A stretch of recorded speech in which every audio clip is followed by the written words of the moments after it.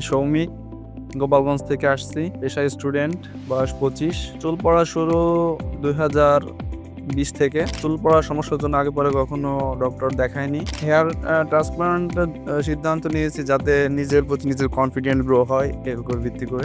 আর আমার এক ক্লোজ বড় ভাই এটা করেছে, তার রেজাল্ট ভালো বিধায় আমি এখানে আসছি। আমি হেয়ার ফ্রি হেয়ার গ্রো ক্লিনিকে ট্রান্সফার করার সিদ্ধান্ত নিয়েছি। অবশ্যই ভালো রেজাল্টের প্রত্যাশা করতেছি এখান থেকে, এবং আমার ভাই ব্রাদার যারা করছে তারা ভালো রেজাল্ট পেয়েছে। অবশ্যই সার্জারি করতে এসে আমি অবশ্যই আনন্দ।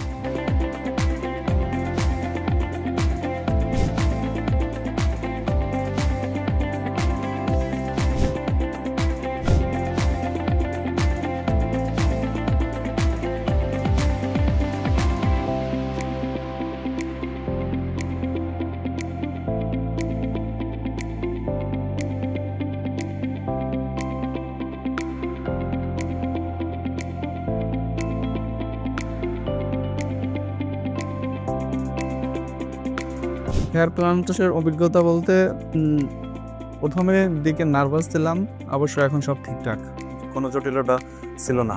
সামান্য পেইন, এটা কোনো ব্যাপার না। আর ডক্টরের এবং স্টাফদের ব্যবহার বলতে স্টাফদের ব্যবহার খুবই ভালো ছিল, যার ফলে কাজটা সুন্দর হয়েছে।